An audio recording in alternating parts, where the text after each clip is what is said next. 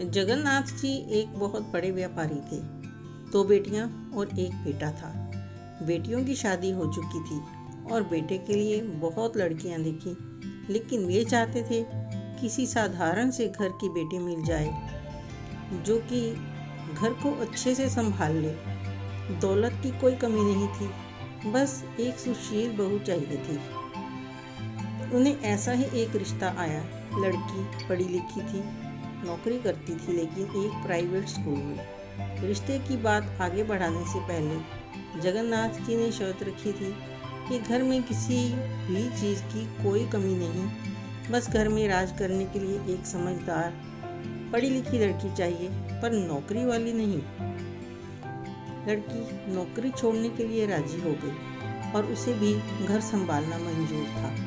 जगन्नाथ जी का बेटा दीपक और किरण की शादी तय हो गई। किरण के घर में उसकी माँ, भाई, भाभी थे। सभी को यह रिश्ता बहुत पसंद आया।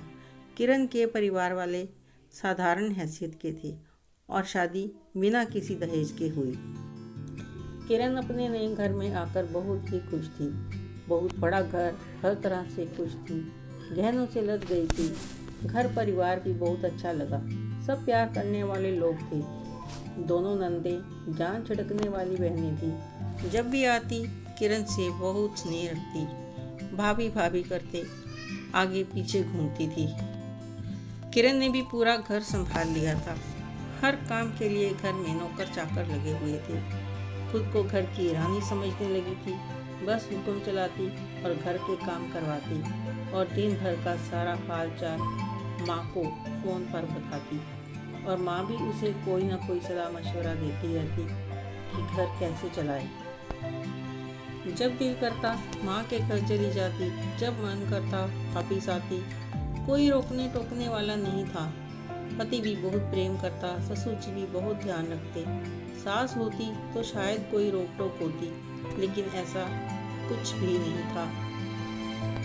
जल्दी ही वह दिन भी आया जिसका घर में सबको बेसब्री से इंतज़ार था। घर में नई खुशी आने वाली थी। किरण माँ बनने वाली थी। ये खबर सुनकर घर के सब लोग बहुत खुश थे। एक त्योहार की तरह से ये खुशखबरी उनके घर आई। दोनों ननदें बुआ बनने वाली खबर से बहुत ही खुश थी।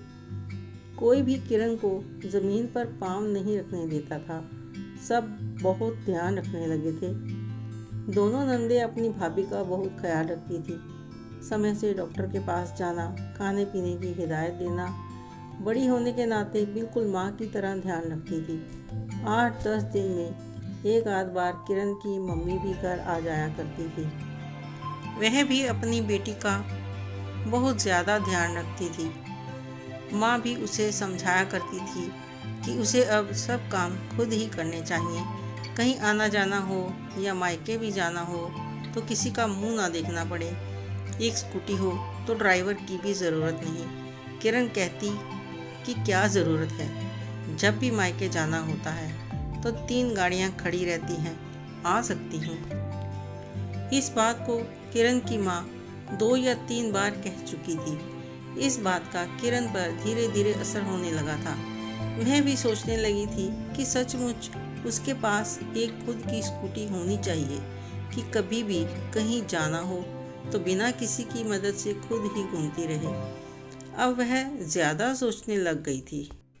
घर में कोई कुछ भी पूछता तो चुप रहती, किसी से कुछ भी नहीं कहती। यही सोचती कि कैसे मांगूं स्कूटी। एक तो मैं माँ बनने वाली हूँ, उस पर मैं घर पर अकेली रहती हूँ। कहीं पति इनकार ना कर दे, और फिर माँ क्या सोचेगी कि इतना सब होते हुए पति से एक स्कूटी भी नहीं मांग पाई। दीपक हमेशा पूछता रहता कि किसी भी चीज़ का मन हो तो ज़रूर बताया करो। तो किरण कहती, मुझे किसी भी चीज़ की कमी नहीं है, लेकिन कुछ भी ज़रूरत होगी तो वह ज़रूर कहेगी, लेकिन कह नहीं पाती क्योंकि घर पर 3-3 स्कूटी पहले से ही खड़ी थी। 2 तो उसकी ननदों की थी।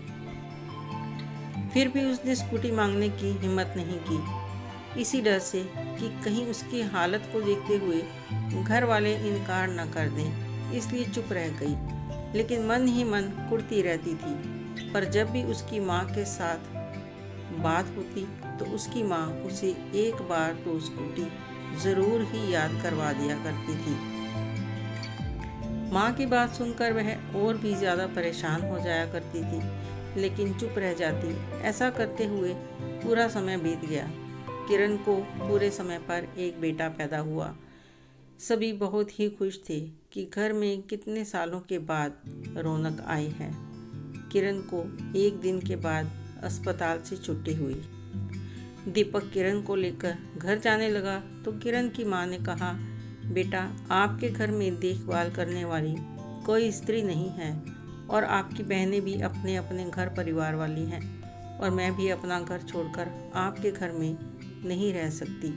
इसलिए आप कहो तो मैं 40 दिन के लिए किरण को अपने साथ ले जाऊं। दीपक ने अपने पापा से बात की और उनको भी ये ठीक लगा और उन्होंने अस्पताल से सीधा किरण को उसकी माँ के साथ जाने दिया, यह सोचकर कि कुछ दिन अच्छी तरह से देखभाल हो जाएगी।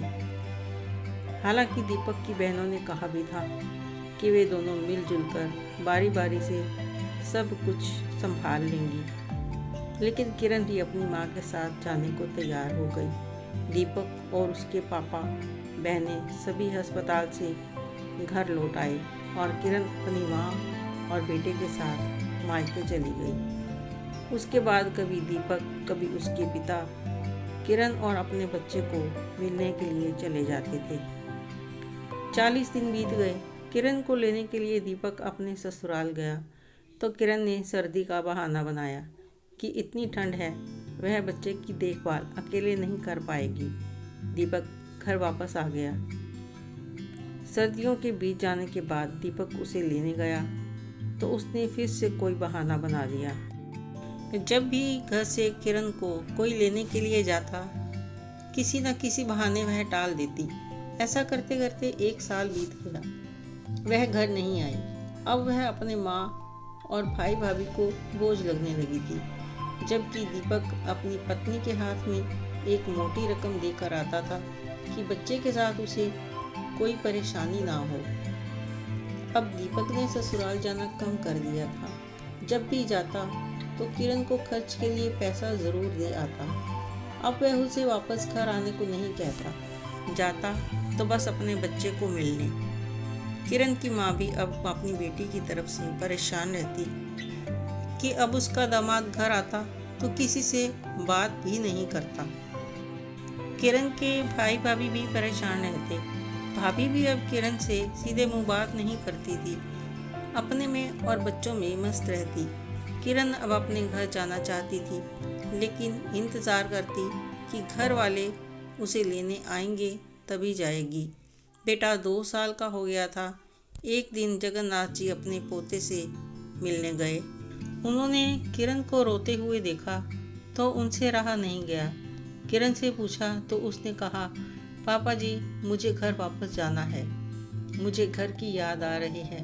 तो उन्होंने कहा कि वह घर तुम्हारा ही है, लेकिन मैं ये जानना चाहता हूँ कि हमारे बार बार बुलाने पर भी तुम घर क्यों नहीं आई।